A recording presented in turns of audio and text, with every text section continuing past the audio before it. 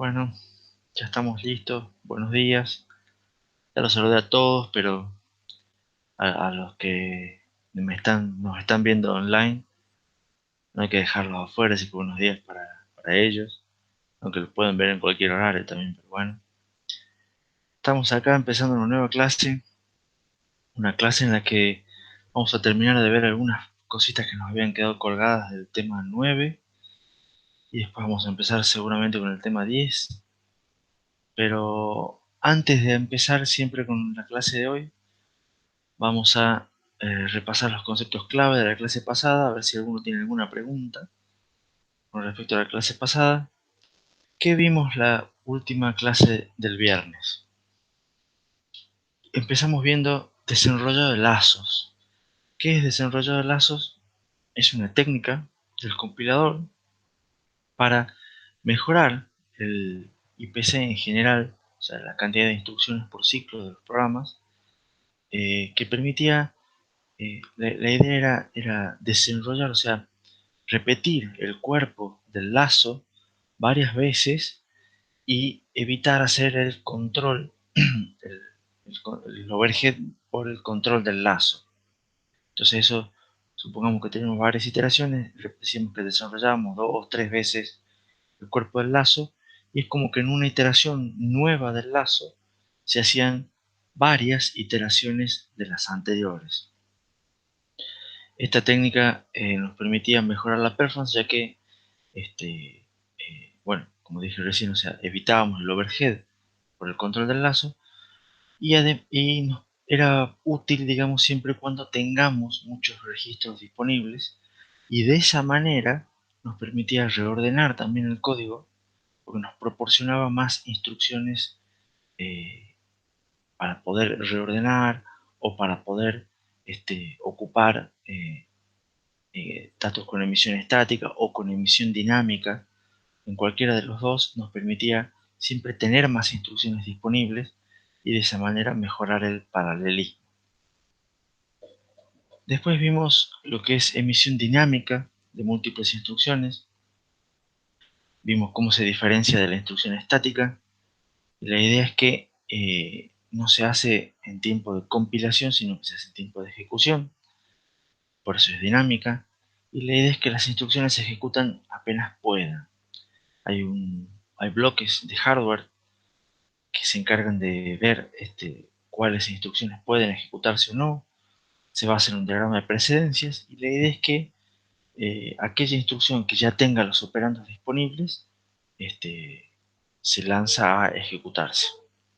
Lo importante es que la emisión y la terminación de las instrucciones siempre se mantienen en orden. ¿Para qué? Para preservar el flujo de datos de un programa y para preservar el sentido de un programa. Siempre la emisión se hace en orden, la emisión de instrucciones se hace en orden, la terminación se hace en orden y de esa manera se preserva el flujo de datos de un programa.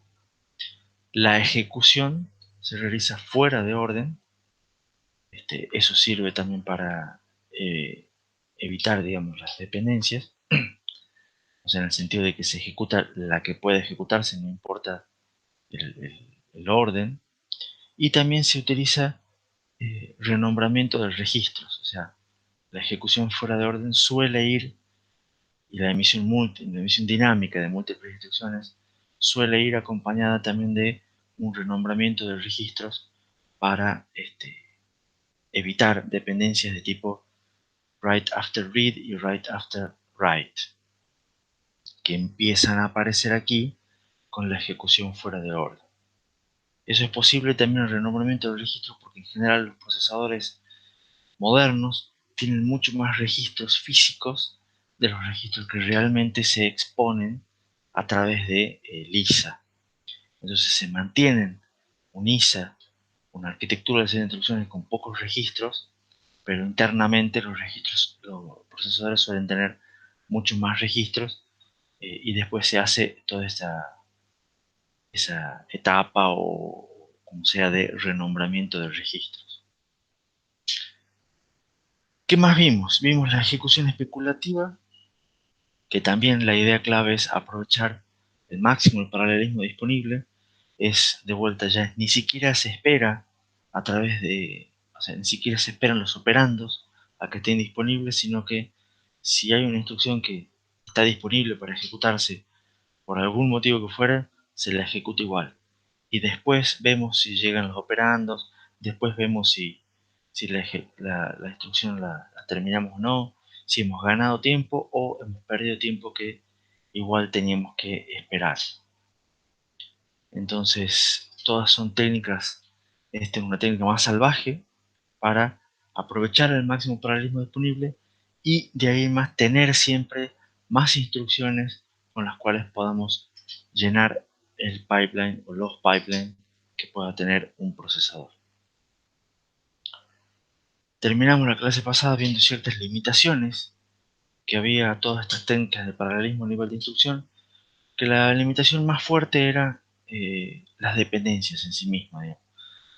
Todo el software y todo código que uno escribe por los lenguajes de programación inherentemente son secuenciales.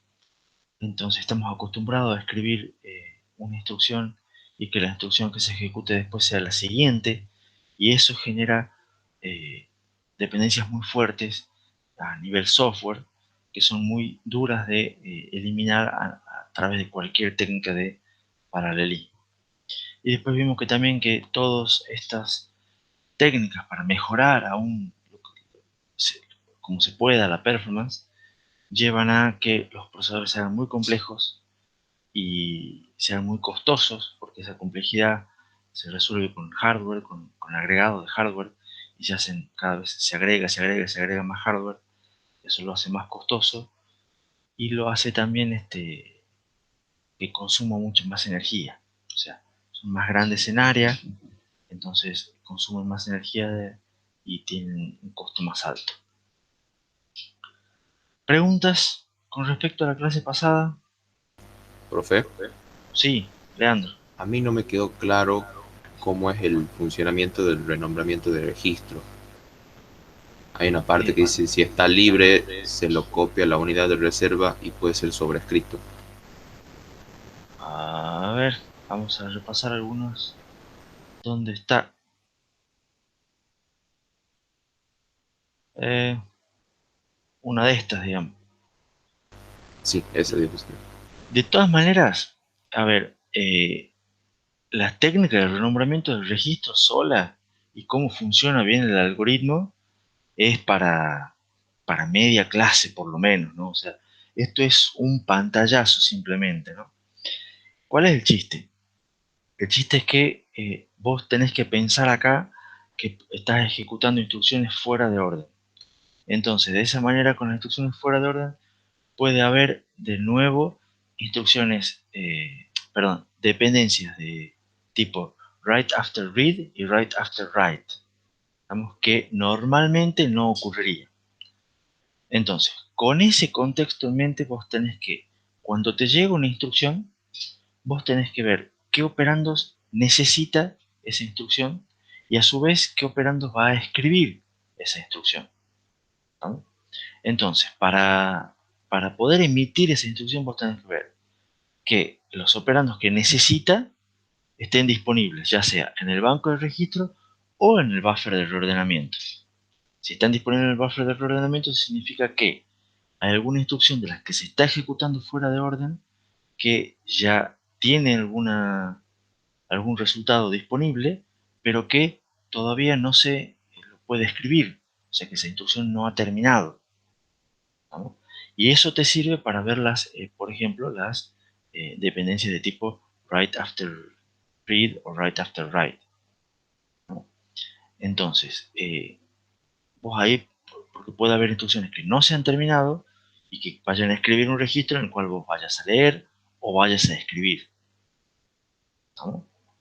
Entonces, si a la larga vos ves que no tenés ninguna instrucción en ningún lado que esté ocupando tus operandos, entonces lo que haces es lo asignás al registro que vos que querés utilizar, ya sea para lectura o para escritura, en esa tabla de alias de registros y le asignas algún registro físico, ¿no? Y te fijas, por supuesto, que no haya, o sea, la idea es que con eso se eliminan todas las posibles dependencias con otras instrucciones que estén en vuelo. Entonces vos le asignás, por ejemplo, un registro en el cual no haya nadie que lo esté utilizando. ¿No?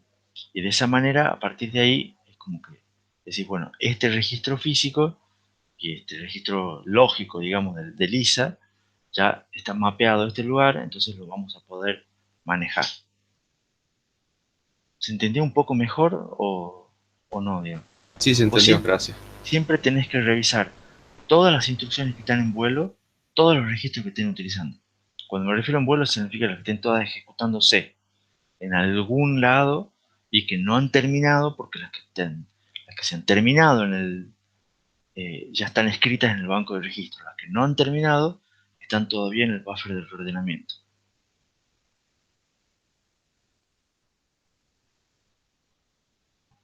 Y como te digo, ese es un algoritmo viejísimo, este, pero que todavía se lo sigue usando. O bueno, en realidad la idea básica se la sigue usando y ya ha sido optimizado bastante, digamos, al algoritmo original. Pero es como llevar un registro, una libretita de anotaciones de cuáles registros vas usando y cuáles no, para saber cuáles te pueden generar problemas y cuáles no.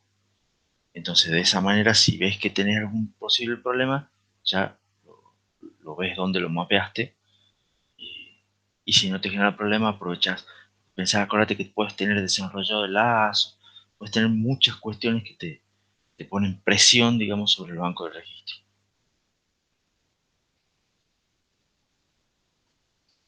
Bueno, después de esta interesantísima pregunta de Leandro, que te digo es un concepto bastante ya avanzado dentro de los avanzados, ¿alguna otra pregunta? Rosalba tiene otra, a ver. La pregunta es, ¿cómo hacen para especular, digamos, los valores en las ejecuciones especulativas? Bueno, eso también, en realidad, ¿cómo hacen? Hay dos respuestas, digamos, que no te van a convencer del todo, pero bueno, la primera respuesta es, se hace como se puede, ¿estamos? Por ejemplo, depende qué es lo que estés especulando vos. Eh, Especular puede ser simplemente asumir algún valor del resultado de la algo. Por ejemplo, especular puede ser, eh, digamos, un adelantamiento que uno normalmente haría. Vos resulta que no podés hacer todo ese adelantamiento porque estás esperando algún resultado, porque la instrucción demora, porque la instrucción no ha podido terminarse por lo que sea. Entonces vos directamente decís, bueno, yo eh, lo relleno este valor con algún valor conocido, le pongo 0, por ejemplo. Entonces yo asumo que el resultado de esa operación me da 0 y sigo adelante. Y eso es un tipo de especulación. Eso se hace mucho, por ejemplo, con las especulaciones de los loads. Vos a veces, ¿te acordás que nosotros tenemos en el riesgo, en el pipeline, tenemos un riesgo del uso del load en el cual te demoraba una burbuja más? Y yo dije que bueno, que después también mencionamos que en pipelines más largos, esa burbuja puede ser más larga. Entonces, eh, te puede requerir que sea un problema. Entonces, a veces, por ejemplo, si se pone, yo tengo un load que me trae un valor de memoria. Entonces, vos podés tener, vos decís, yo accedo a la dirección 1000, por ejemplo, y una vez traigo el valor 17. Entonces, después vos podés seguir ejecutando y resulta que vos también accedes a la dirección 1000 y vos podés decir, bueno, la vez pasada yo traje un valor 17, voy a suponer que ahora también voy a tener el mismo valor. O sea que puede ser así como no, digamos, porque podés haber escrito otro valor en la misma dirección de memoria. Pero asumís que vas a tener el mismo valor de la vez pasada. Entonces, de esa manera vos seguís adelante, suponiendo que tenés un 17, lo cargas al 17 porque lo almacenaste de alguna manera, eh, y seguís adelante como si el load de la instrucción de la dirección esa de memoria fuese a tener el mismo valor y no lo esperás.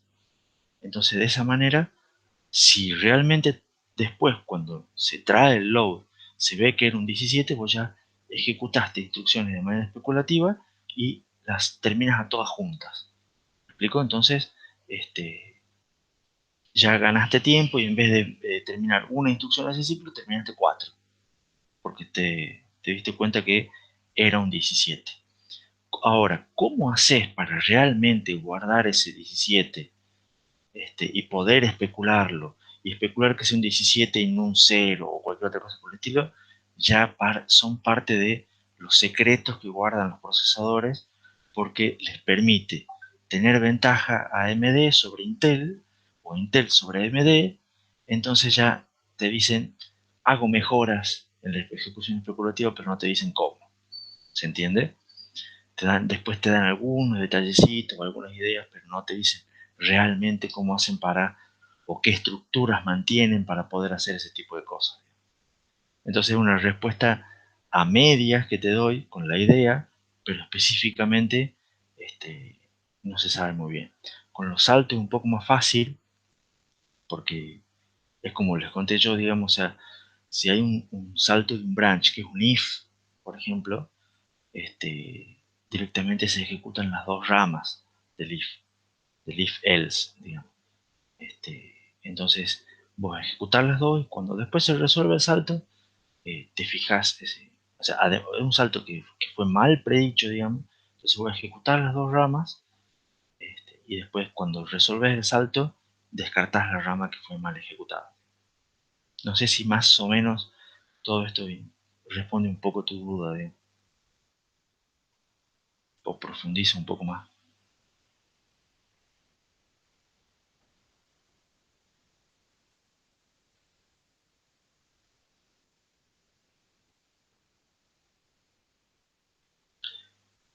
Sí, para esa curiosidad, habrá que ver bibliografía más avanzada o ver directamente cosas más específicas de los manuales del micro, digamos, que de vuelta son manuales que tienen 3 tomos de 1000 páginas, digamos. Pero sí da un poco de curiosidad. En general te digo, mantienen estructuras, o sea, agregan más buffers, más cosas, y van tomando datos de- de todos los lugares temporales que los puedan guardar y de ahí tratan de adelantar, tratan de predecir.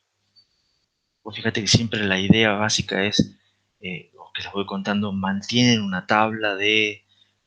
un buffer de, entonces suelen estar llenos de ese tipo de cosas.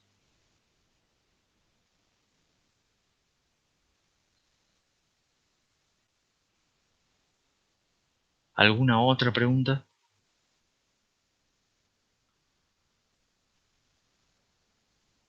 No sé si feo, feo, pero ya se van haciendo cada vez más complejos.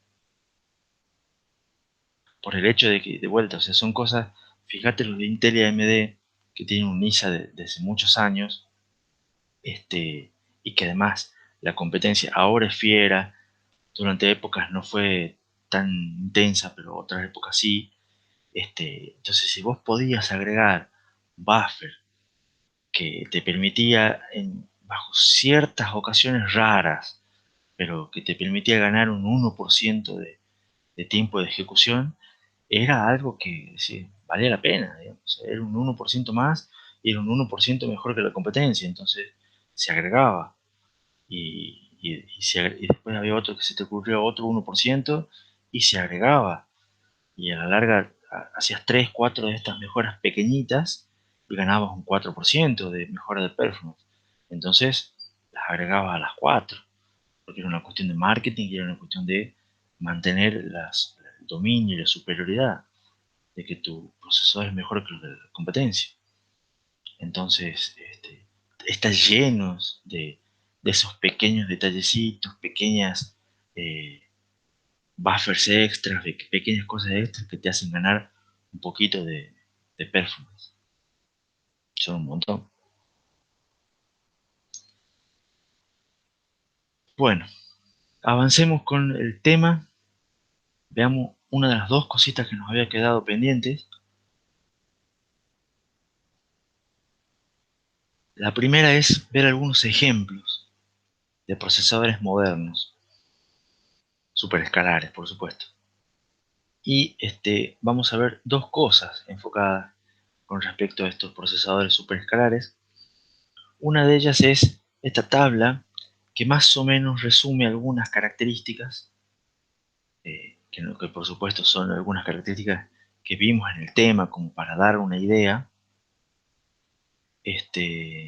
de algunos procesadores que son modernos. Entonces, ¿qué tenemos acá en la tabla? Primero tenemos listados varios procesadores, tenemos el año, y fíjense que en general puse todos procesadores de los últimos 2 años, en general son todos del 2019, con uno del 2020, que es el procesador de alta performance de los nuevos procesadores de Apple, los M1, que salieron en noviembre del año pasado. O sea, esto es nuevito, nuevito. Con respecto a qué se implementan estos procesadores, puse 3 procesadores de ARM, que son, como les dije, bueno, este es de Apple, que salieron en las máquinas nuevas de ARM, de máquinas nuevas de Apple que salieron a fines del año pasado. Estos son procesadores de celulares. Este es una arquitectura que está en algún procesador de alta gama del año 2019. O sea, estamos hablando de algún procesador de un Samsung avanzado, de algún procesador Xiaomi o cosas así de alta gama de, de- del año pasado. O sea, alguno que tenga un procesador de que hoy en día valga 40.000, 50.000 pesos, capaz que tenga un celular así. Este es también del S10, o creo que del S10 era, sí. Eh, Estos, bueno, son procesadores, como ver, un Ryzen 9, capaz que estos son procesadores que implementan el ISA X86, uno de AMD, uno de Intel. Este es un Ryzen de Zen 2 de tercera generación. Este es un Intel un i7 de décima generación. Y después el último es un procesador de eh, uno que en ese momento era el procesador más avanzado que implementaba el ISA de RISC-V. Entonces tenemos 3 procesadores, 3 ISAs distintos, digamos, con 3 IDs distintas. Estos son celulares, este es PC de escritorio, pero es muy nuevo. Estos son PC de escritorio, o sea, esta es una mezcla entre los de arriba y los de abajo. Y este es un procesador también que apunta a celulares, por decirlo así, pero tiene menor performance, porque es más nuevo, digamos, más nuevo el ISA. Entonces, ¿cómo los comparamos? ¿O qué es lo que puse para comparar? Primero, puse cuántas instrucciones puede emitir en cada ciclo. Todos estos procesadores tienen emisión dinámica de múltiples instrucciones, que es algo que vimos durante todo el tema Entonces, como para ver cuántas instrucciones pueden emitir por ciclo, fíjense que estos emiten 4 instrucciones, este emite 6, 8, estos emiten 5, 6, 3, el que menos emite. Entonces fíjense que todos están pongamos estos que están acá, entre 4 y 6 instrucciones por ciclo que pueden emitir. O sea que en cada ciclo se están largando a ejecutarse, más o menos, o sea, se buscan, digamos, de memoria, aproximadamente entre 4 y 6 instrucciones para poder ejecutarse simultáneamente. Fíjense que el ancho, digamos, de la búsqueda de instrucciones es este valor de acá. ¿Tá? Después tienen cuántas unidades funcionales tienen. Más o menos, fíjense que tienen muchas más unidades funcionales de las que pueden emitirse por ciclo. Esto era una característica típica de los superescalares. Entonces fíjense que tenemos 10 unidades funcionales, 12 unidades funcionales, 16 acá, 10 unidades funcionales, 5, que es un poco más modesto. Y fíjense también acá lo puse con esta nomenclatura, que las unidades funcionales no son todas iguales. O sea, tenemos las que para ejecutar tipo R, o sea, sí son diferenciadas, como habíamos visto nosotros en el ejemplo. Nosotros en un ejemplo hemos visto que tenemos un camino para tipo R y un camino para tipo load store. Bueno, fíjense que en general tienen caminos para tipo R, para load store, para branch y para punto flotante. Y todas las unidades funcionales que tienen van diferenciándose según cuáles usan de cada tipo. Estos procesadores de arquitectura x86 suelen tener más mezcladas las unidades funcionales, entonces no es tan fácil diferenciarlas de estos cuatro como están acá, pero todos los que son ARM o RISC-V se los puede diferenciar más simple, digamos.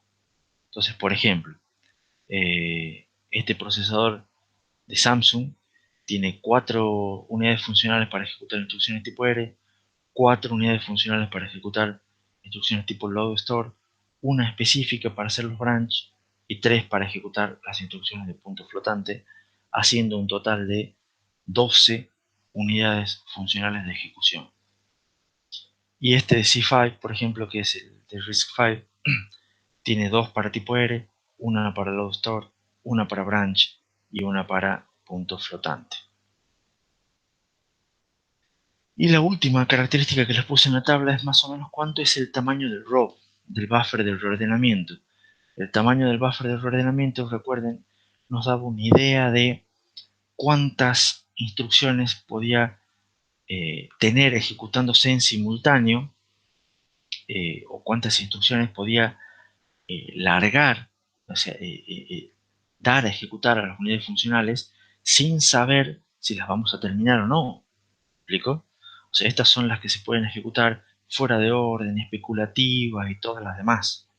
Entonces, cuantas más instrucciones tengamos acá, cuanto más grande sea el ROP, más paralelismo puede estar ejecutando simultáneamente en todas estas unidades funcionales. Entonces, fíjense que esto era también cuanto más grande mejor. Estos procesadores de x86 en general suelen tener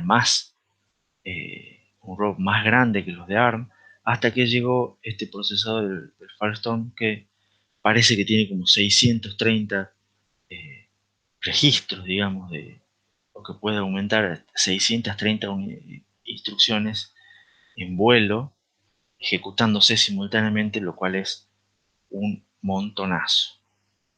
¿Se entiende más o menos la tabla como para comparar?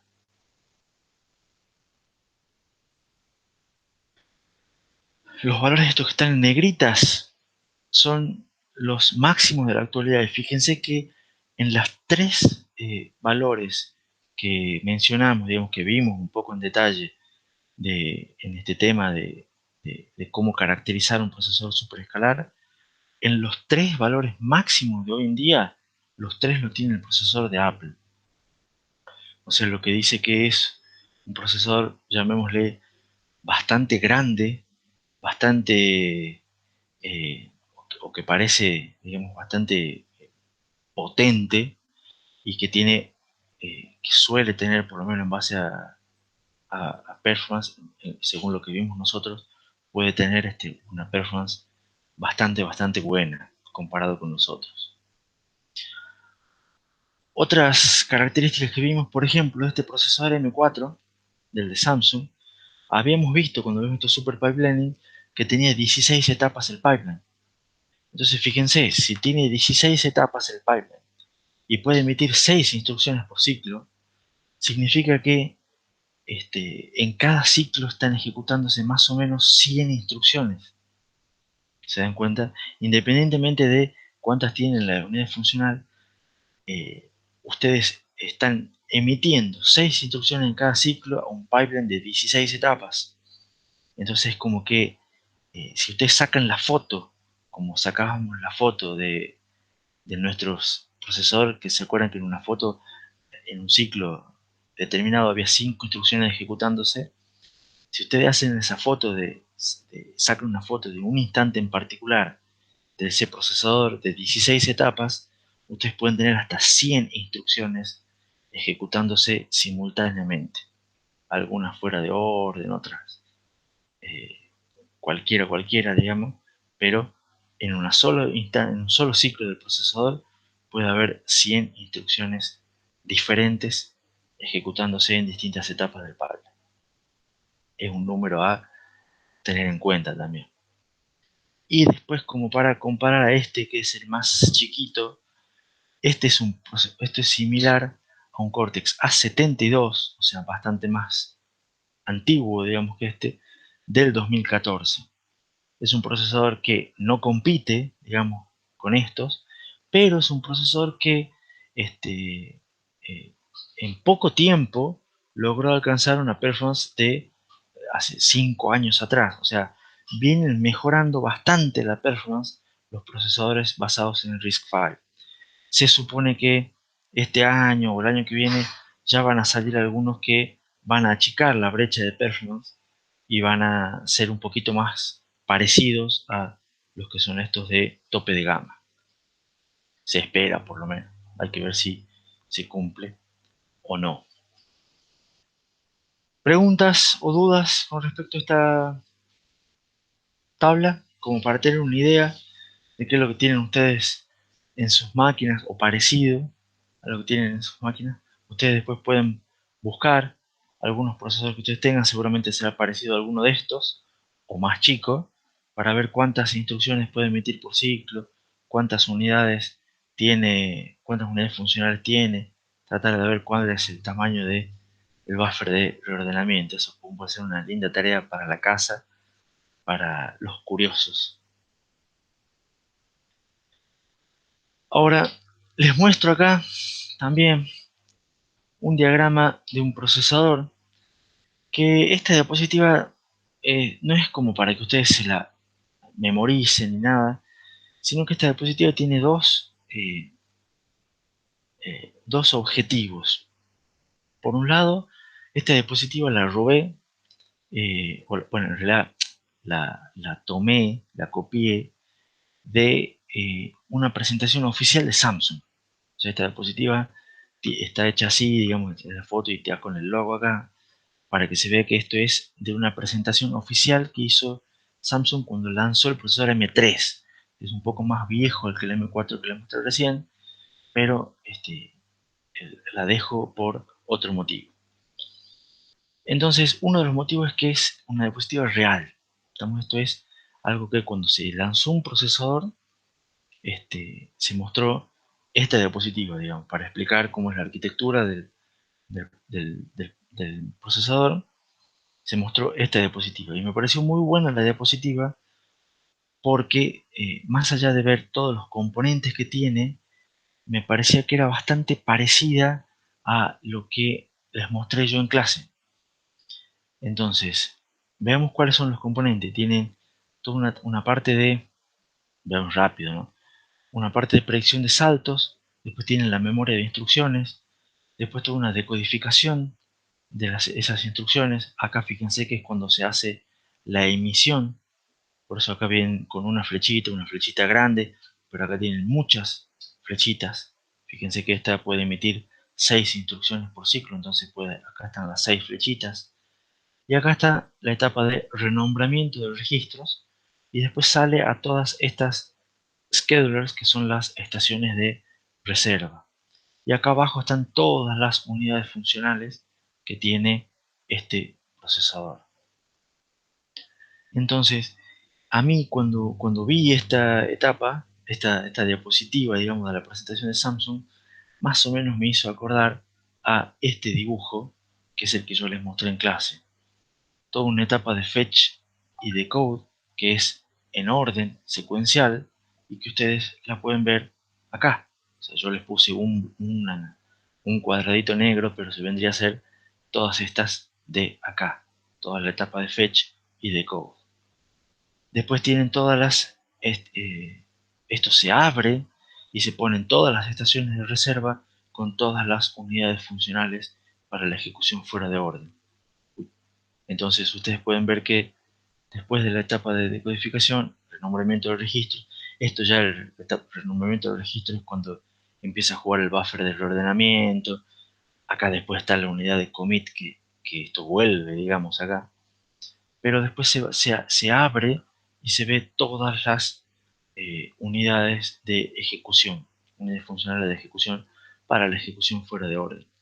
Entonces, esta diapositiva, que es una diapositiva del mundo real, es, salvando las diferencias y con ojo de abuela, bastante parecida a la diapositiva que les mostré yo de cómo es el esquema de un procesador fuera de orden. No está dibujada la etapa de commit. ¿Por qué no está dibujada la etapa de commit? Porque la etapa de commit básicamente son unos cables que vuelven a esta etapa de renombramiento del registro y todo lo demás. Por eso no está puesta, digamos. Y fíjense además cómo las unidades funcionales tienen una para branch, varias para ALUs, que son para todas las tipo R, inclusive con diferencias entre sí, pero para todas las tipo R. Acá están las multiplicaciones, este es para división. Todas estas son para load store, por eso tienen acá la memoria de datos, y todas estas son para puntos flotantes. Fíjense que son separadas, que es algo más o menos como también les había contado yo con el ejemplo simple de unas para tipo R y otras para load store. En el chat, Matienzo me dice que Valentín le enseñó que copiar es malo. He tomado prestada, si quieren, la diapositiva. Además, está el crédito abajo. O sea, yo no digo que la hice yo a la diapositiva, sino que es una diapositiva de Samsung. Y Gonzalo dice, ¿dónde se ven las presentaciones? En general, hoy en día en YouTube hay muchas de estas cosas. Y hay muchas páginas, muchos sitios web, digamos, que dan noticias de cosas más técnicas, donde se muestran toda esta información, digamos. Esta página tipo, bueno, hay un montón, digamos, no me acuerdo los nombres en este momento, pero son un montón de páginas. Hay una que está en la diapositiva siguiente que ya les voy a mostrar.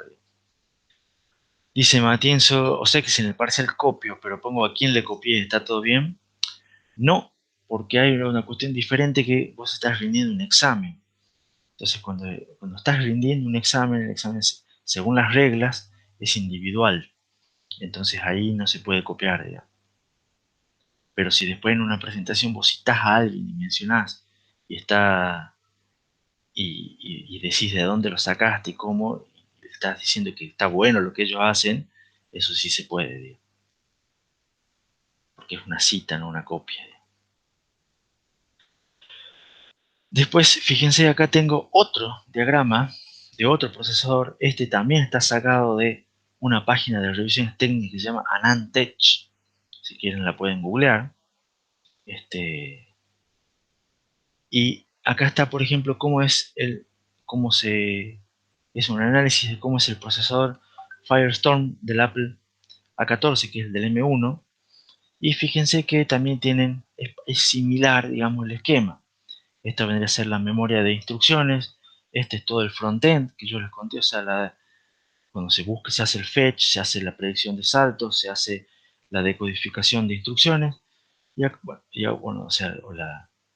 Toda la parte de búsqueda de instrucciones. Acá tienen la decodificación. Acá es cuando se hace la emisión de las instrucciones. Por eso acá ya son 8. Y acá tienen todo lo que es el dispatch, el commit, el buffer de reordenamiento.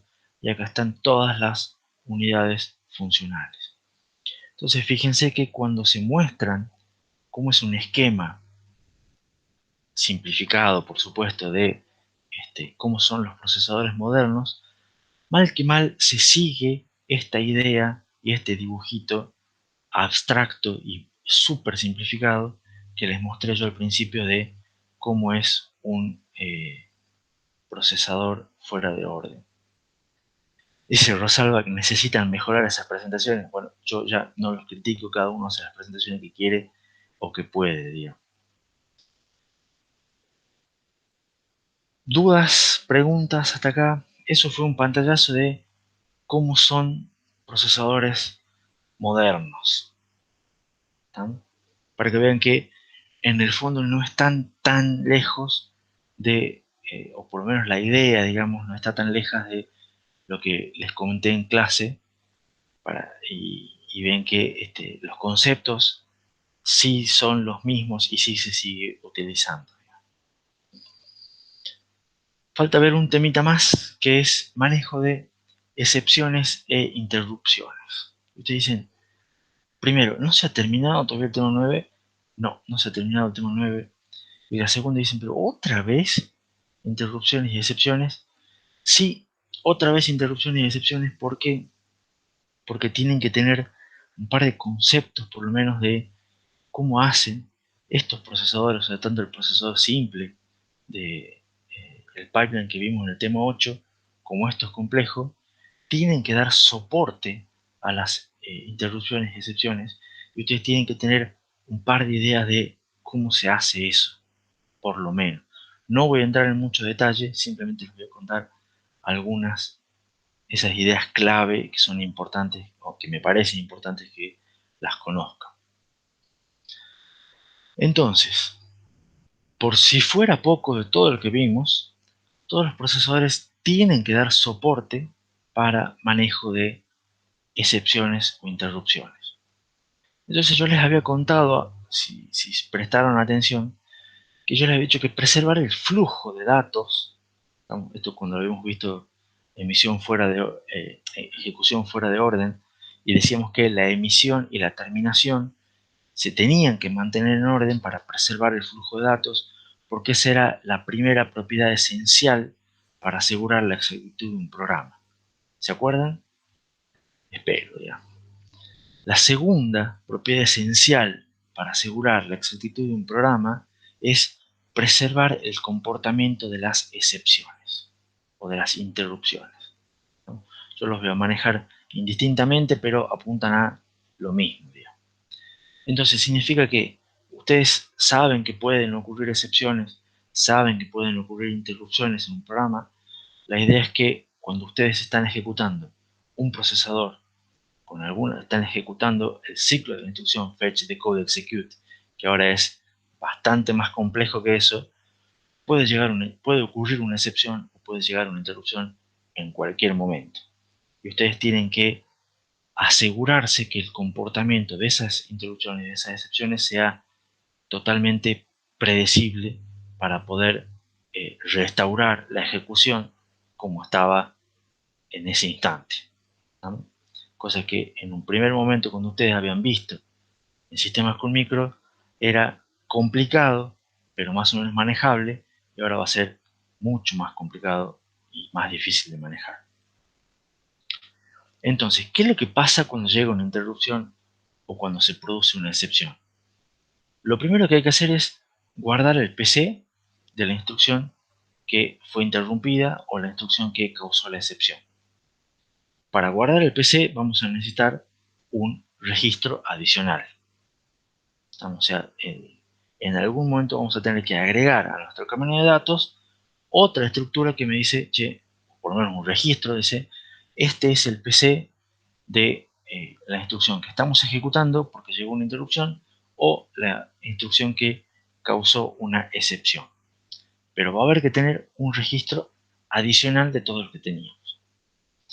Además, necesitamos otro registro adicional que mantenga la causa de la interrupción o de la excepción. O sea, que me diga, lo que pasó fue, tuvimos una interrupción externa, que inclusive puede venir de tal puerto o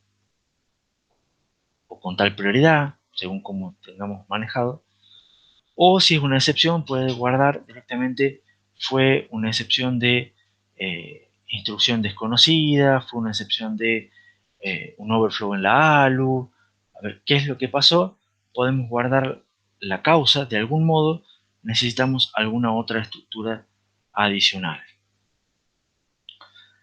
Además, cuando decimos, bueno, vamos a atender esta interrupción, ¿cómo se atiende una interrupción? Tenemos que cargar el PC, o sea, decirle que el próximo PC es el PC de donde está el manejador de interrupciones o excepciones. Ustedes ya saben que siempre tiene que haber uno que pueden ser vectorizados o no, como sea, pero hay que saltar al manejador de interrupciones y como se supone que se lo hace automáticamente, tenemos que tener de algún modo cargado, o sea, que el PC pueda tomar como próximo valor el, el, la dirección de donde está ubicada el manejador de interrupciones o de excepciones. ¿Me siguen hasta acá? Fíjense que son todas cosas que tenemos que agregar al camino de datos. Entonces agregamos un par de registros, una entrada más al multiplexor, ¿sí? Por lo menos para guardar esa información como mínimo, ¿sí? Entonces, ¿cómo se va a manejar en un pipeline el manejo de excepciones e interrupciones? Al final de cuentas son como si fueran un riesgo de control, son como si fuera un salto, ¿no?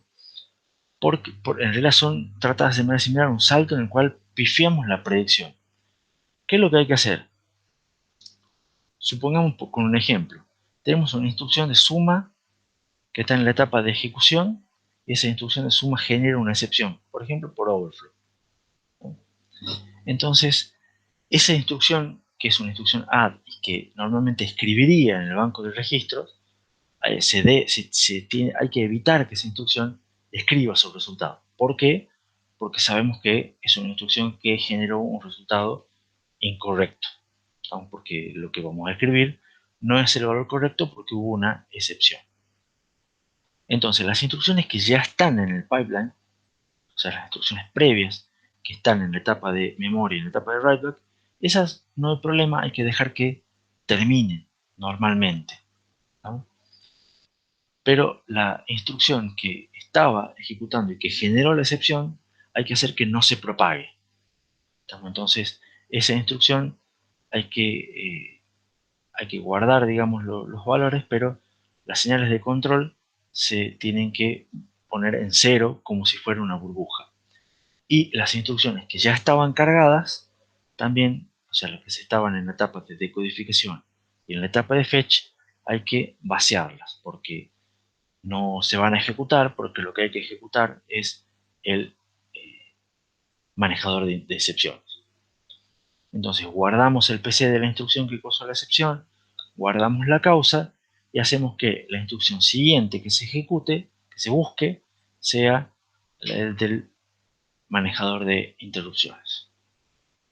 Cuando se retorna del manejador de interrupciones, se vuelve a buscar en fetch la instrucción problemática y se la vuelve a ejecutar. Se supone que ya de algún modo se soluciona el problema y cuando se ejecute en la etapa de ejecución no va a volver a saltar la excepción. ¿Se entiende hasta aquí cómo es el manejo de interrupciones y excepciones?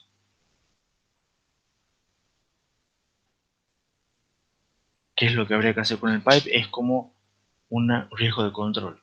Terminar las que ya estaban y burbujear, digamos, o sea, borrar las que dio la excepción y las que estaban después para cargar el PC y que la siguiente que se busque sea la instrucción correspondiente al manejador de interrupciones.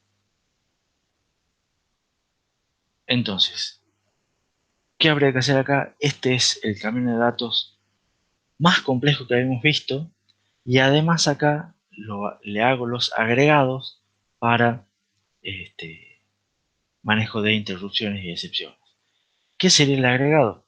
Agregar estos dos registros que los ven acá, que yo les puse o sea, los valores que están son scauce, scos, digamos, y sepc, que la S es que son de modo supervisor, o sea, esto es cosas que no son accesibles al usuario, estos registros, y uno tiene la causa de la excepción y otro tiene el valor del PC que causó la excepción.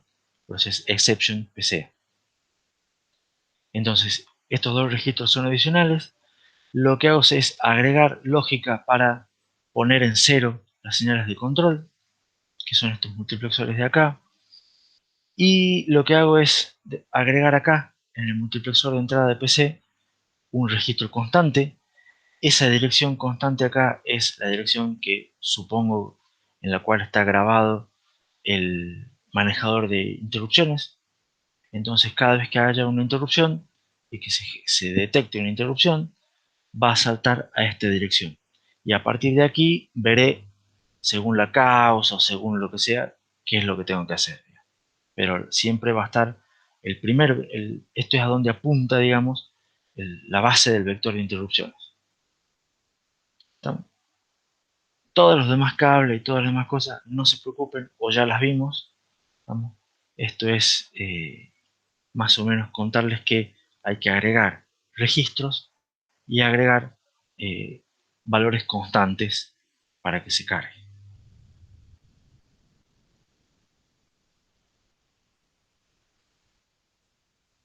¿Dudas? Sí. En el multiplexor que está a la izquierda del PC, ¿quién lleva el control de ese? ¿Quién lleva el control de él?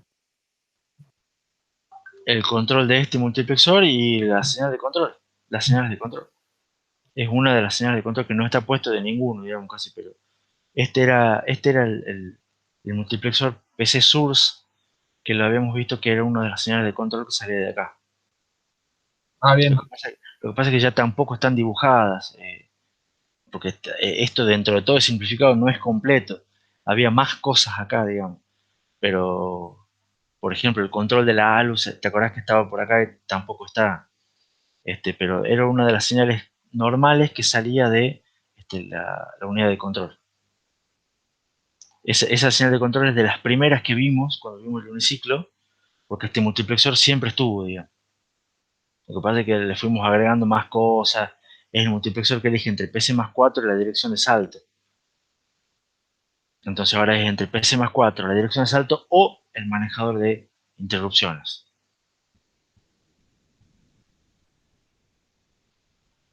Ahí capaz que te acordás.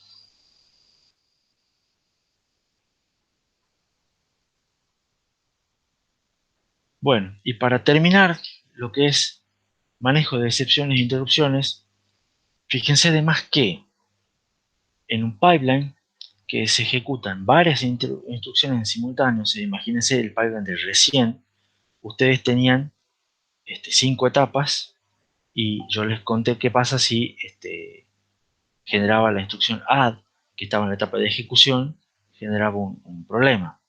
Pero en realidad pueden ocurrir múltiples excepciones, o sea, porque puede haber una, una instrucción que está en la etapa de ejecución puede generar un problema y una instrucción que está en la etapa de memoria también puede generar un problema porque puede acceder a una dirección inválida, por ejemplo, que no tiene permisos. ¿No? Entonces pueden ocurrir múltiples excepciones en simultáneo en distintas etapas del pipeline. Entonces, ¿cómo se hace para manejar esas múltiples excepciones? La más fácil es manejar primero la de la instrucción más antigua y se vacía todas las siguientes 16 son las que vienen después. ¿Estamos? Por ejemplo, en el ejemplo que les dije recién, si tengo dos instrucciones, una en ejecución y otra en memoria, las dos generan problemas, bueno, se va a atender primero la de la instrucción de memoria y de esa manera se asume que cuando resuelva ese problema y después vuelve a ejecutar, voy a volver a ejecutar la de la instrucción que estaba en la etapa de ejecución y esa va a volver a ocurrir ese problema y eventualmente ahí ya lo voy a solucionar cuando le llegue el momento. ¿Se entiende? Entonces siempre manejamos primero la excepción o la interrupción de la instrucción más antigua, o sea, la que esté más avanzada en el pipeline. Esto se denomina manejo de excepciones o de interrupciones precisas. ¿Estamos? Y eso sí es un concepto importante. ¿Estamos? Y ahora fíjense que además se complica porque no solamente tenemos que manejar las etapas o sea, tenemos múltiples excepciones por etapas distintas del pipeline, sino que además tenemos superescalar, donde a su vez hay varias unidades funcionales de ejecución. Además tenemos emisión dinámica de instrucciones múltiples y además tenemos ejecución fuera de orden. O sea, tenemos múltiples unidades funcionales, ya tenemos fuera de orden las instrucciones y tenemos que ver cuáles son las instrucciones más antiguas para mantener las instrucciones, las interrupciones precisas. Eso es un lío total. Lo importante es que para que sean precisas siempre se tienen que manejar en la unidad de terminación, siempre es al final. Y en el buffer de reordenamiento se va viendo cuáles instrucciones se tienen que terminar y se va controlando si se pueden terminar o no primero, y si generaron una excepción o si llegó una interrupción en el medio o no. Y ahí es, si hubo algún problema, se atiende ese problema y se descarta todo lo anterior. Esa es la idea de las interrupciones precisas. ¿Está claro? Y ahora hay otro problema, porque ¿qué pasa si la excepción ocurre en una instrucción que estaba siendo ejecutada de manera especulativa? Porque puede haber, puede ser que la excepción sea producida en una instrucción que ni siquiera sabemos si es real o no. ¿Me explico? Entonces, ¿qué es lo que hay que hacer en ese caso? Bueno, primero esperar a resolver si la instrucción deja de ser especulativa o no. O sea, primero ver si la tenemos que impactar o no, si pasa a ser verdadera o no. Y si es verdadera, bueno, entonces ahí decimos, bueno, generó un problema, lo atendamos. Porque si no es verdadera, no me importa si generó problemas o no. ¿Se entiende? Si la descarto con errores o con lo que tenga que ocurrir. Pero, conclusión de esta diapositiva, o cuál es la idea. Siempre es importante mantener las interrupciones precisas. Siempre es importante mantener el orden de las interrupciones. ¿Está claro? Eso es una propiedad fundamental. Y mantener ese orden en procesadores, en pipeline, superescalares, con ejecución fuera de orden y con ejecución especulativa es muy, muy, muy complicado.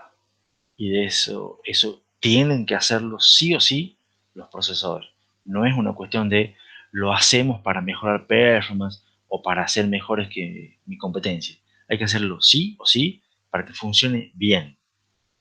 Si no, no funciona bien. Entonces esto es un requisito. Y es bastante, bastante complejo. ¿Preguntas? Así hacemos el resumen final y hacemos el recreo.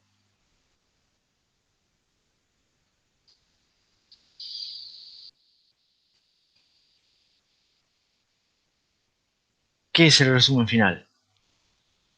Cuando hemos terminado el tema 8, pipelining parecía difícil, pero no tan difícil. Habíamos visto solamente los riesgos. ¿Estamos? La idea básica era simple, porque nos basábamos en el ejemplo del lavarropas, tratábamos de balancear las etapas para aumentar mucho la performance. Y eso nos ayudábamos a que un buen diseño era genial y lo hacíamos dentro de todo etapas bastante balanceadas, bastante lindo, aumentaba la performance. Pero después cuando queremos buscar más performance, elevamos notoriamente la complejidad. Claro, sí, fue bastante eh, difícil, digamos. ¿Y esto por qué se podía elevar esa complejidad? No pierdan de vista que es porque estábamos impulsados por la ley de Moore. ¿Estamos? La ley de Moore que decía que en realidad era una ley de transistores, de electrónica, que se podían agregar más transistores, decía, agreguemos más transistores, agreguemos más transistores, agreguemos más transistores, y eso permitía elevar la performance. Por eso a veces se mezcla, digamos, la ley de Moore con una mejora de performance, cuando en realidad no es estrictamente así. Pero los diseñadores buscaban maneras de, a través del hardware y a través de agregar más transistores, mejorar permanentemente la performance de los procesadores. Después, no solamente la performance, sino también las interrupciones precisas también agregan complejidad, y eso era un requisito fundamental para que funcionen bien los procesadores. Ahora, ¿cómo buscamos mejorar la performance del pipeline? Hicimos muchas cosas.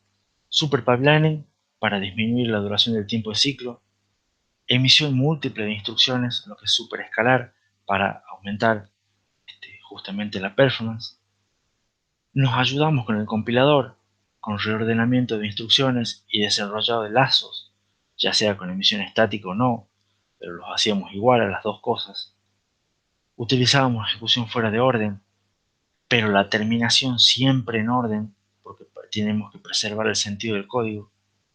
Utilizábamos ejecución especulativa, utilizábamos predicción de salto. Todas esas son técnicas que nos permiten mejorar la performance de los pipelines, y todas estas, excepto super pipelining, hacen a lo que se conoce como paralelismo a nivel de la instrucción. Tratar de sacar el máximo posible de las instrucciones que yo tengan disponibles en mi código.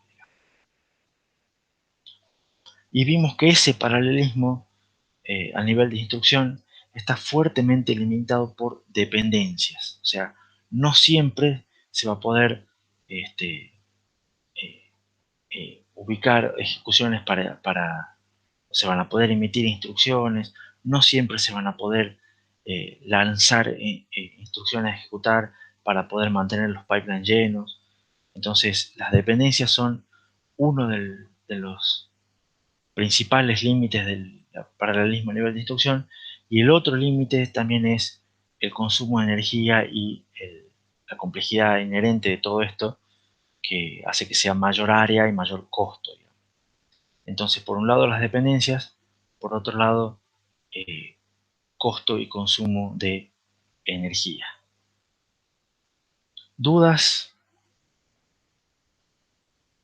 Con eso creo que ya terminamos la presentación y hacemos un recreito para hacer el café, para estirar las piernas, para reacomodarse en la cama los que estén más dormidos, lo que sea.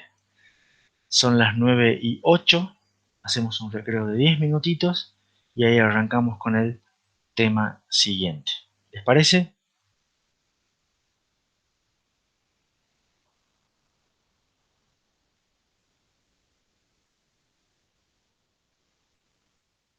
¿Les parece el recreo? Matías dice que no quiere arrancar de vuelta con el tema 10, pero es inevitable. Así que nos vemos en 10 minutitos.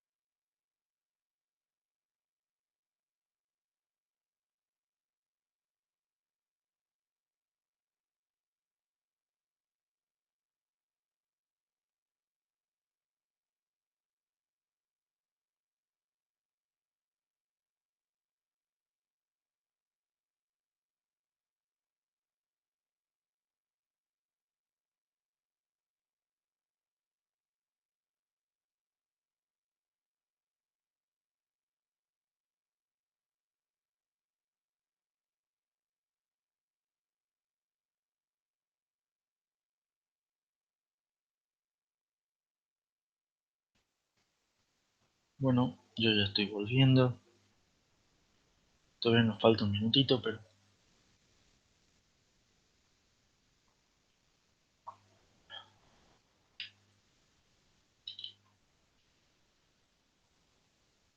Sí, Gonzalo.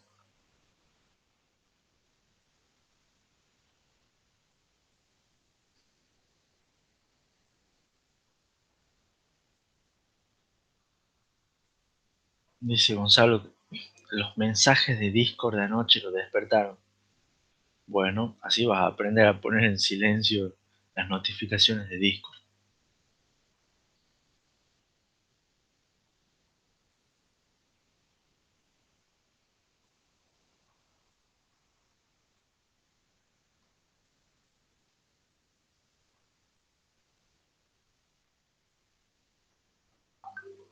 Mateo dice, perdí casi todo el recreo viendo como una ardilla comía maní.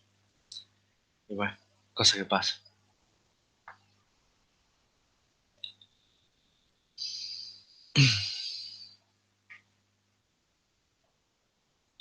Bueno, pero de todas maneras, Gonzalo, si estabas durmiendo anoche, significa que ya habías estudiado todo bien para ingeniería de software, significa que estás bien tranquilo con inteligencia artificial también. Parece que estás bastante, no sé, parece que estabas durmiendo bien.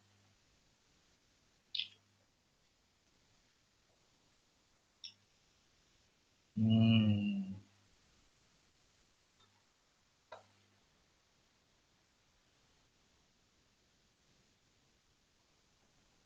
no, la número uno tiene que ser estudiar, porque son estudiantes, entonces la prioridad tiene que ser estudiar para que les vaya bien en las materias.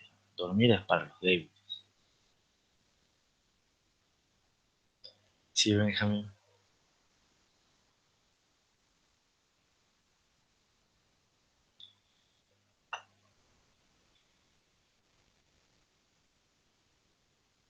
Sí, ya sé que quedó grabado, Valentina.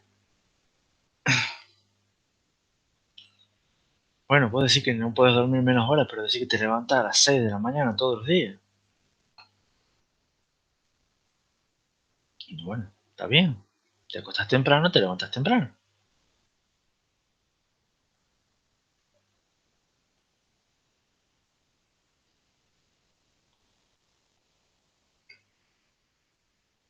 Vamos con el tema 10 y dejemos de hablar sonceras. Va, que soy el único que está hablando sonceras y ustedes están tipeando sonceras. El tema 10, diseño multiciclo y microprogramación. Antes de ver el tema, antes de arrancar con el tema, vamos con el cronograma. Valentina ya está poniendo los titulares de crónica. De profesor de la FACET incita a los alumnos a no dormir. Vamos con el cronograma. La idea es que hoy empezamos el tema 10. Muy probablemente lo terminemos el miércoles a la mañana. El miércoles sí tenemos clase nosotros a las 8. Pero lo que no van a tener el miércoles es práctica a las 13. Entonces ahí es cuando descansan un poquito, duermen algunos si quieren, otros se ponen a estudiar para la práctica que va a ser el viernes a las 8 de la mañana. Y ahí obviamente no van a tener clase de teoría, ¿no? Ahí en esa clase práctica van a tener la evaluación del TP4. Y también algo más o menos positivo es que no va a haber ningún práctico nuevo para publicar. Así que en ese sentido es solamente estudiar para el parcial, que no es poca cosa. Me pregunta Benjamín en el chat, ¿qué onda ese aplazo en el laboratorio 1? ¿Que ya están publicadas las notas? Ah, no están publicadas las notas, justamente esa es la crítica. Y bueno, espero que hoy suban las notas. Es lo mejor que puedo decirte, Benjamín. Ya, sí, tan atrasado porque, porque no sabe cómo hacer el ingeniero Valentini para tratar de no desaprobarlo a todos. Entonces, está con eso, digamos. Mateo pregunta si este práctico no va a ser de 2 horas. No, calculo que va a ser normal, digamos. El laboratorio fue de 2 horas porque fue programación especial, laboratorio y demás. Pero este va a ser como los otros prácticos. Más o menos 1 hora de evaluación, 1 hora de clase.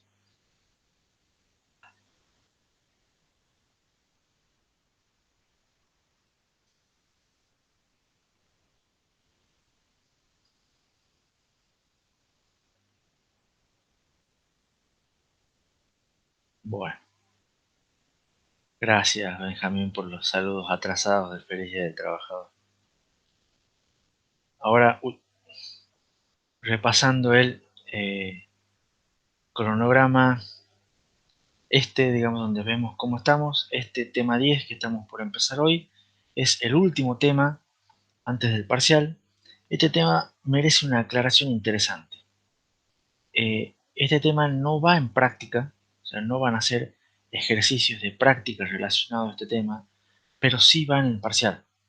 O sea, pueden ir en el parcial algunas preguntas o teóricas o algún ejercicio que parezca práctico pero que no sea práctico, sea un ejercicio netamente conceptual relacionado con este tema.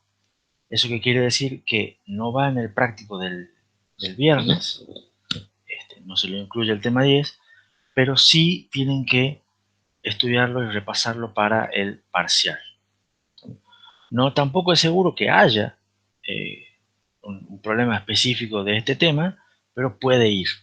Entonces yo tengo que hacerles la aclaración. ¿Qué es lo que vamos a ver en este tema? La idea básica del multiciclo y de vuelta. Como es diseñar un procesador, vamos a ver cómo se hace el camino de datos, cómo se hace la unidad de control. Esta sí va a ser una unidad de control con una máquina de estados finitos, como le gustaba a Benjamín Boeri, que ya nos abandonó, así que bueno que le mande un WhatsApp despertándolo, diciendo que venga ahora, o que vea después los videos también. Vamos a ver varias implementaciones de esa unidad de control, 3 por lo menos, y vamos a ver qué es lo que es microcódigo, microprogramación, y vamos a ver ciertas implicancias, conclusiones, y también vamos a ver un poco de cómo es el manejo de interrupciones y excepciones en este procesador que es diferente. Esto sí está en el libro. Creo que hay una sección en el capítulo 4 que capaz me olvidé de poner, pero también está en el apéndice C del libro. Ahí está bastante descrito todos los temas que vamos a ver hoy. Y está bastante bien explicado, digamos. O sea que si están leyendo el libro, cosa que no quiero ni preguntar, en la sección C, que además creo que está disponible online, gratis, ahí pueden ver todos estos temas que vamos a ver en este tema. Entonces, empezamos con una recapitulación. ¿Cuál es la idea? Nosotros empezamos diseñando un procesador de ciclo único, ¿de acuerdo? Allá lejos de ese tiempo. El control de ese procesador era simple, combinacional, porque las entradas dependían únicamente de, o sea, las salidas, perdón, dependían únicamente de las entradas. Todas las señales de control dependían de la instrucción que se estaba ejecutando en ese instante. Habíamos hecho un camino de datos sin escatimar recursos, o sea, la idea duplicábamos todo lo que había que duplicar. Eso nos elevaba un poco el costo, pero nos simplificaba el diseño. Teníamos una duración del tiempo de ciclo larga. ¿Por qué? Porque era determinado por la duración de la instrucción más larga, que era la instrucción load. Esa instrucción me determinaba el camino crítico y de ahí me determinaba la duración del tiempo de ciclo. Y eso tenía la implicancia de que castigábamos a todas las instrucciones por culpa de la más lenta, lo cual no era un buen criterio de diseño. Entonces, a partir de ahí, nosotros tomamos un lado que es, bueno, vamos a mejorar todo lo que se pueda con un diseño en pipeline, con la idea de mejorar la performance. Entonces, conocimos los riesgos que nos limitaban la performance, y después vemos muchísimas técnicas para seguir aumentando esa performance, siempre agregando complejidad y aumentando el costo que acabamos de terminar. Pero ¿qué pasa si después de este punto, digamos, o sea, si se fijan, digamos, después del diseño del procesador de ciclo único, nos fuimos todo por un camino para mejorar performance, mejorar mucho la performance. Y en realidad, ¿qué pasa si no todo fuera una cuestión de performance? Esa es la pregunta que se podría haber hecho alguno, digamos. Porque hay algunos diseños de procesadores que no buscan necesariamente maximizar la performance. Buscan otros criterios como minimizar el costo. Queremos un procesador que sea barato, no necesariamente que maximice la performance. O por lo menos que esté acotado dentro de un cierto presupuesto, y dentro de ese presupuesto maximizar lo más que se pueda la performance. O queremos un procesador cuyo objetivo sea minimizar el consumo de energía. Queremos que sea utilizado en un dispositivo de Internet of Things, en el cual va a estar alimentado por una pila que la quiero cambiar una vez cada 4 años, entonces quiero que el procesador consuma la menor energía posible para que me dure mucho más, para que la pila maximizar el uso, digamos. Entonces son otro tipo de procesadores, ¿estamos? Que tienen objetivos de diseño distintos y por ende van a necesitar criterios de diseño distintos. Nosotros, una vez que vimos el procesador de ciclo único, nos fuimos por el lado de performance y nos fuimos hasta el final, y yo les mostré recién procesadores que salieron el año pasado de alta performance. Son los mejores celulares, las mejores notebooks, las mejores computadoras de escritorio. Pero ahora les voy a mostrar un poco cómo son otros procesadores, o cómo se diseña el camino de datos y el control de otro tipo de procesadores. Otra solución diferente. ¿Está claro por dónde vamos a ir entonces con este tema?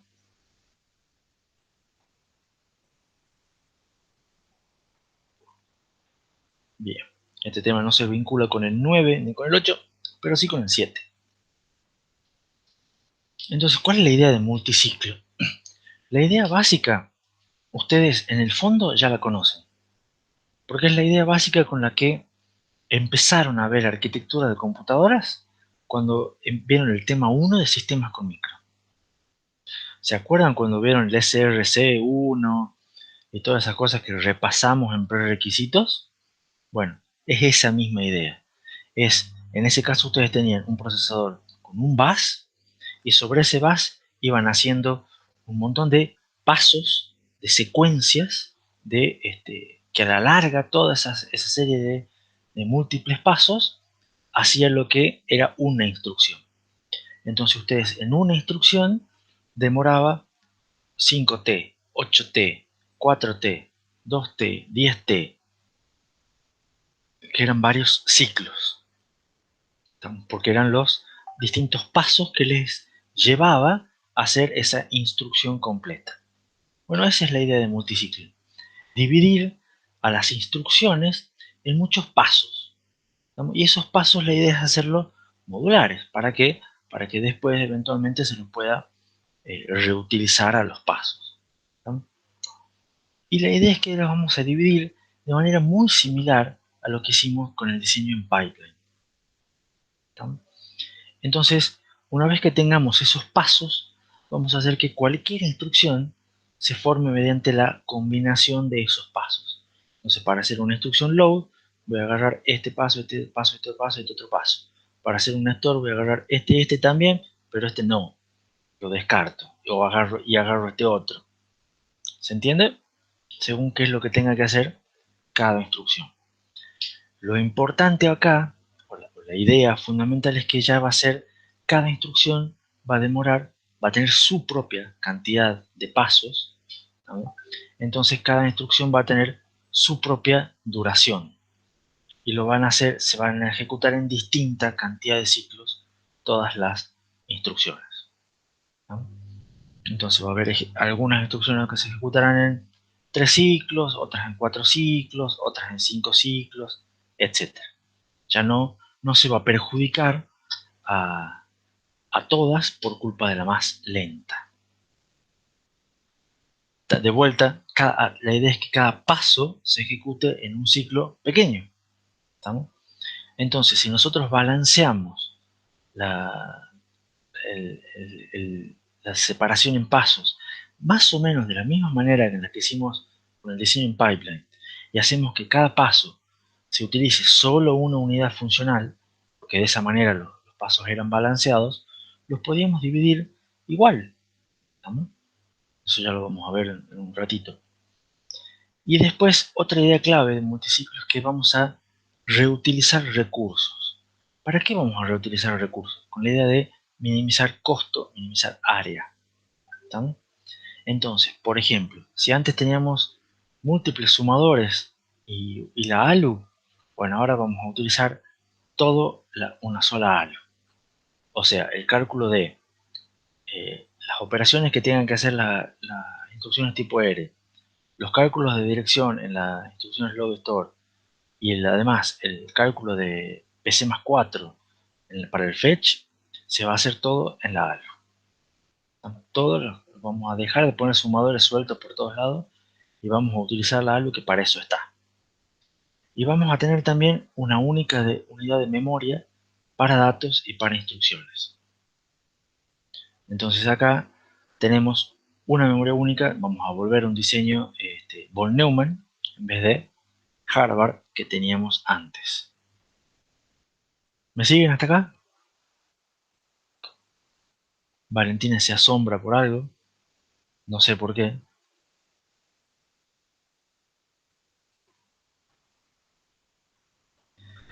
Ahora, como vamos a tener menos recursos, y vamos porque tenemos una sola ALU y vamos a tener una sola memoria, y además como la idea es ejecutar las instrucciones en múltiples ciclos, entonces vamos a necesitar, o sea, surge la necesidad de tener registros adicionales, con la idea de que esos registros almacenen valores intermedios que se van a utilizar en el ciclo siguiente. O sea, cada unidad funcional, digamos, va a tener que de algún modo almacenar su salida. Y estos registros intermedios no van a ser registros como los del pipeline, sino van a ser registros como los viejos y conocidos que ustedes han visto con el SRC1. Por ejemplo, vamos a tener un registro, si tenemos una etapa de fetch, por ejemplo, con la memoria, ya no hay una memoria de instrucciones, una única memoria, pero cuando nosotros cargábamos o buscábamos en la memoria con la dirección de PC, al resultado sabemos que es una instrucción, entonces lo tenemos que guardar en un registro específico que nos guarde la instrucción. ¿Cómo se va a llamar este registro? Registro de instrucción, el Instruction Register, el IR, que ustedes, si no me equivoco, ya lo vieron. O si queremos traer un dato de la memoria, ¿a dónde lo vamos a guardar? En el famoso Memory Data Register, el MDR. Son esos registros, vuelven a aparecer ahora. Esos y otros más. La idea es que vamos a tener en general un registro a la salida de cada unidad funcional. Entonces, ¿cómo será el camino de datos? El camino de datos que les voy a mostrar no es exactamente para RISC-V, sino es para MIPS, que es un procesador más viejo, bastante parecido, pero la idea base es la misma, así que calculo que no va a haber muchos problemas, cualquier cosa me consulta. Y el camino de datos no es un camino de datos con un solo bus como el SRC, se parece más al del uniciclo, pero fíjense qué es lo que tenemos acá. ¿Dónde está? Pero acá está. Este es mi puntero. Tenemos acá una única memoria. Tenemos el PC. El PC después va a una única memoria. Esta es la memoria unificada. Ya fíjense que no hay otra memoria después en todo el camino de datos. Y acá las memorias, fíjense que tiene un multiplexor nuevo a la entrada que me permite seleccionar si la dirección viene de PC o de este camino de acá, que es la salida de la ALU. Esto es, o sea, cuando se hace un fetch, se toma de PC. Cuando es un acceso a memoria de datos, se toma la dirección desde la salida de la ALU. Y después la memoria entrega sus resultados y los graba en dos registros. Este es el registro de instrucción, el Instruction Register, en el cual se graban todas las instrucciones. Y este es el MDR, en el cual grabamos todos los datos leídos de memoria. Después tienen el banco de registros, las constantes extendidas en signo, toda esta parte no es igual que como estaba en el procesador uniciclo, no como está acá. Y importante, acá tenemos dos registros a la salida, que son dos latches en realidad, pero los tomamos como registros, que lo que hacen es guardar los datos leídos. ¿Para qué guardamos los datos leídos en estos latches? Para poder cambiar el valor de los registros leídos, siempre y cuando, y además debemos poder mantener los valores leídos para que puedan ser utilizados por la ALU. Después acá está la ALU, que la ALU tiene un montón de multiplexores, los tiene todos agrandados en los multiplexores de la entrada, porque pueden permitir muchas más opciones. Y también el resultado de la ALU va a guardar su resultado en un registro que lo vamos a llamar ALU out o salida ALU, para que almacene el valor de la salida de la ALU. Entonces, ¿qué es lo que agregamos? Un registro, un Instruction Register, un MDR, estos registros A y B y un registro salida ALU. Son 5 registros, agregamos un multiplexor acá, este multiplexor tampoco estaba, este lo agrandamos para necesitar otra nueva señal de control. Pero tenemos una sola ALU, una sola memoria.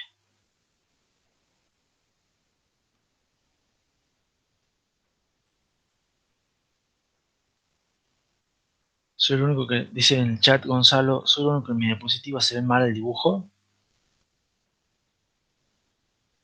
Ah, en el PDF salió mal el dibujo. Bueno, después en todo caso revisamos el PDF. Pero por lo menos capaz que es una cuestión de la calidad de cuando se generó el PDF. Pero por lo menos acá en las diapositivas se los ve bien y se entiende, digamos, me siguen qué es lo que hay que hacer. Lo importante de vuelta es, si se fijan, tiene una sola ALU, entonces no tenemos los sumadores, una sola memoria, eso es lo principal. Lo secundario es un registro de instrucción, un registro MDR, los registros A y B a la salida del banco de registros para almacenar los operandos y el registro a la salida de la ALU. Fíjense que al igual que en Pipeline, siempre que vamos a operar con algo, ya sea la ALU o el banco de registro, siempre los valores se toman de registros. O sea, cuando la ALU va a operar, por ejemplo, fíjense que todas las señales que alimentan a la ALU vienen, por ejemplo, la de acá arriba, del registro A, y esta flecha viene del registro PC. O sea, siempre se toman de registros. Si no, acá viene de el registro B, un valor constante. Esto viene del registro IR extendido. ¿Estamos? O sea, siempre se toman los datos de un registro. Porque los registros son los que almacenan los valores. No se toman de cualquier lado los cables. Fíjense acá en este multiplexor, la dirección de memoria viene o del registro PC o del registro que está a la salida de la ALU. El valor a escribir en el banco viene, este sí es nuevo, digamos, viene de la salida de la ALU o del registro MDR, no viene derecho de la memoria. Esos son los detallecitos importantes de conexión. Entonces, ¿cómo serían los pasos de ejecución? Por suerte, son los mismos pasos que vimos en Pipeline. Va a haber un paso de fetch, decodificación, ejecución, memoria y write back. Son los mismos pasos. Lo que va a cambiar es cómo hacemos estrictamente cada uno y qué es lo que pasa en cada uno. ¿Por qué? Porque además ahora cada instrucción va a utilizar solamente los que necesita. Entonces antes en el pipeline hacíamos pasar a las instrucciones por todas las etapas, ahora no hace falta. Entonces las instrucciones, algunas van a demorar, las que menos demoren van a demorar 3 ciclos, las que más demoren van a demorar 5 ciclos, que van a utilizar todos los pasos. Entonces, ¿cómo hacemos para describir esos pasos? Volvemos a utilizar nuestro RTL. ¿Se acuerdan la notación del lenguaje de transferencia de registros? Entonces, ¿qué tendríamos que hacer en el fetch? Ahora que, fíjense, ya tenemos un camino de datos dado. En el fetch hacemos dos cosas. Primero, hacemos que, vamos a mostrar el dibujito, se lea la memoria con el valor de PC. Entonces acá habría que poner una señal de control para que me seleccione en este multiplexor la entrada 0. ¿Y a dónde guardamos el dato de memoria? En el registro IR. Entonces hacemos IR igual M de PC. Y a su vez, hacemos que el PC venga por este camino, vaya para acá, a la ALU, entonces hacemos que la ALU sume el valor de PC, seleccionamos acá PC, seleccionamos en el segundo operando la constante 4, entonces hacemos que el resultado no se escriba en este registro porque directamente lo mandamos por este camino a PC. Entonces hacemos que PC sea PC más 4. Entonces esas dos cosas las podemos hacer en simultáneo. ¿Por qué las podemos hacer en simultáneo si yo dije que la idea era que en cada paso utilicemos una única unidad funcional?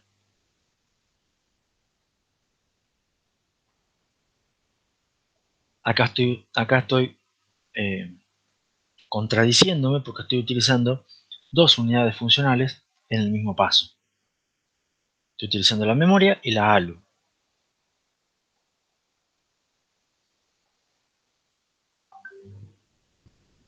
¿Saben por qué lo estoy haciendo? Por dos motivos. Primero, porque puedo. ¿No? O sea, y segundo, porque la base para utilizar los dos es PC. O sea, para poder acceder a memoria necesito PC, para poder hacer PC más 4 necesito PC.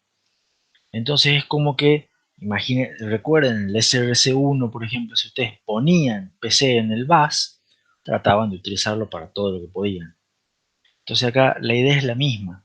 Hacemos que IR guarde el MPC y a su vez actualizamos PC y PC ya queda listo para buscar la próxima instrucción. Y el hecho de porque se puede es porque tanto el uso de la ALU y de la memoria son independientes. ¿Estamos? O sea, no es que estoy usando la ALU con el dato que necesito de memoria. ¿Entienden? Simplemente estoy alimentando tanto a la ALU como a memoria con el mismo dato. Entonces de esa manera es que puedo hacerlo simultáneo porque son independientes. Cuando en realidad me refiero a que no se usen dos unidades funcionales en el mismo ciclo, es que no se utilicen de manera secuencial, de manera seguida dos unidades funcionales, porque de esa manera me va a hacer que el tiempo de ciclo sea más largo. Hay una pregunta en el chat de Rosalba que me dice, ¿en el PC hay un control de escritura para que no se sume cada vez que se use la ALU? Sí, va a haber un control de escritura, exactamente. Para que se escriba solamente cuando nosotros le decimos que se escriba. Todos los registros van a tener acá una especie de control de escritura para escribir solamente cuando les digamos que se escriba. El PC, el IR también. Por eso fíjate que cuando acá pongo acá que se escribe en el IR y solamente acá se escribe en el IR. No es que cada vez que se lea la memoria de datos, la memoria, se va a escribir en el IR. Todos los registros van a tener control de escritura. Muy buena la observación del Rosal.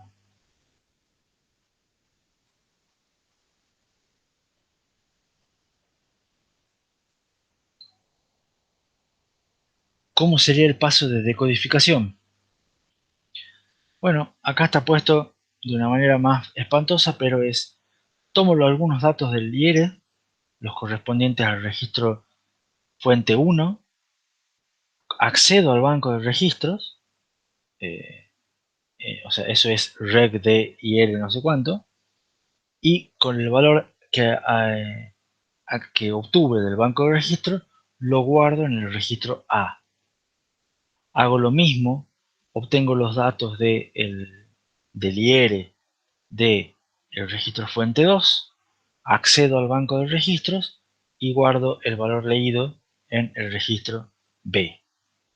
Esa es mi decodificación, lectura de operandos, y además, fíjense esto, ya que tengo la ALU disponible y ya que no la estoy utilizando para nada, le paso PC a la ALU, le paso el valor de la constante, que es sacado también del IR, con todas sus extensiones y con todas esas cosas, y hago que la PC, que la ALU lo sume. Pero no lo grabo en PC. ¿Por qué? Porque no sé si voy a utilizar este valor todavía. ¿Estamos? Estoy calculando por las dudas cuál sería la dirección de salto. ¿Bien? Y de esa manera gano tiempo por si la instrucción es un salto, cosa que todavía no lo sé, pero mientras voy accediendo de vuelta. Acá accedo al banco de registro, acá accedo al ALU, pero son accesos independientes, por eso los hago de manera simultánea. Y grabo. Así como acá grabé el registro IR y el registro PC, acá grabo el registro A, el registro B y el registro ALU out. ¿Se entiende? ¿Me siguen hasta acá?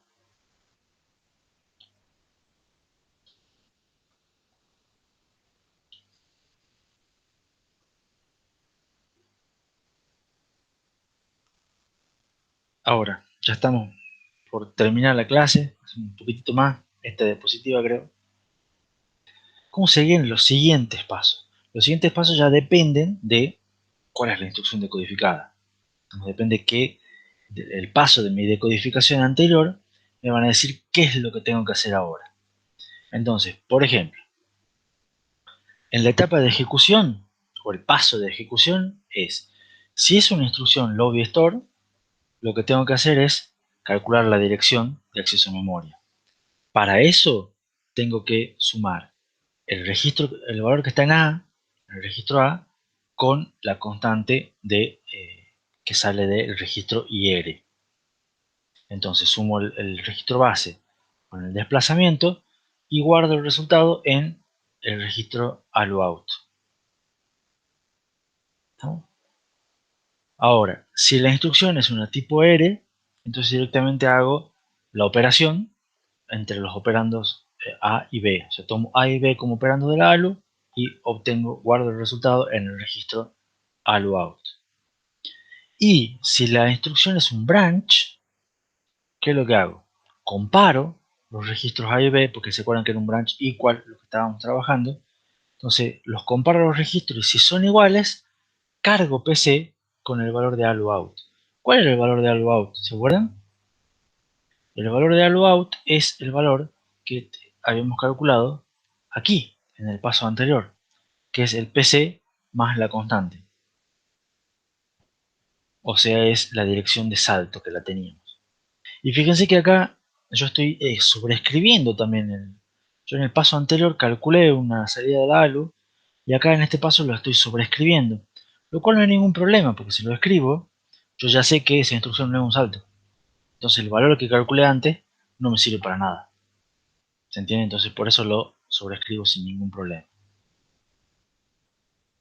¿Se entendió el tercer paso de la ejecución? Fíjense que acá, en el caso del salto, si yo paso el valor de ALUOUT a PC, ya estoy terminando el salto. Ya no hay nada más que tenga que hacer. O sea, ya calculé el salto, se fijó, esto es un condicional, por supuesto, pero Con esto ya termina el salto. ¿Cómo sería el paso 4? Si es una instrucción load, yo acá tengo la dirección de acceso en la salida de la ALU. Entonces tengo que acceder a memoria con la salida de la ALU y el dato leído lo guardo en el MDR. Fíjense que acá lo guardo en el MDR y no en el IR. Entonces los dos registros esos necesitan control de escritura, como había mencionado Rosalba. Si es una instrucción store, ¿qué es lo que tengo que hacer? Al revés, a la dirección que tengo calculada a la salida de la ALU, en el registro de salida de la ALU, en esa dirección escribo el valor de B, del registro B. Eso hago en las instrucciones store. Y no hago nada más. ¿Qué hago en lo que sería el paso de writeback? Si es una instrucción tipo R, en el registro destino del banco de registros, escribo el valor que está en el registro salida de la ALU, que lo calculé acá, en este paso. Este ALU out lo escribo en el registro destino. Y si es una instrucción load, escribo en el registro destino el MDR, no la salida de la ALU.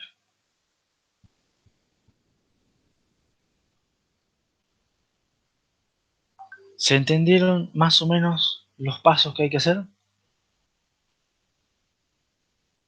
Si agarran los pasos con el camino de datos a la mano, yo creo que ustedes deberían poder más o menos seguirlo. O bueno, es la idea por lo menos. Y yo digo que acá cortemos. No solo porque estamos en horario, sino porque ya nos queda el control para la clase que viene. ¿Preguntas?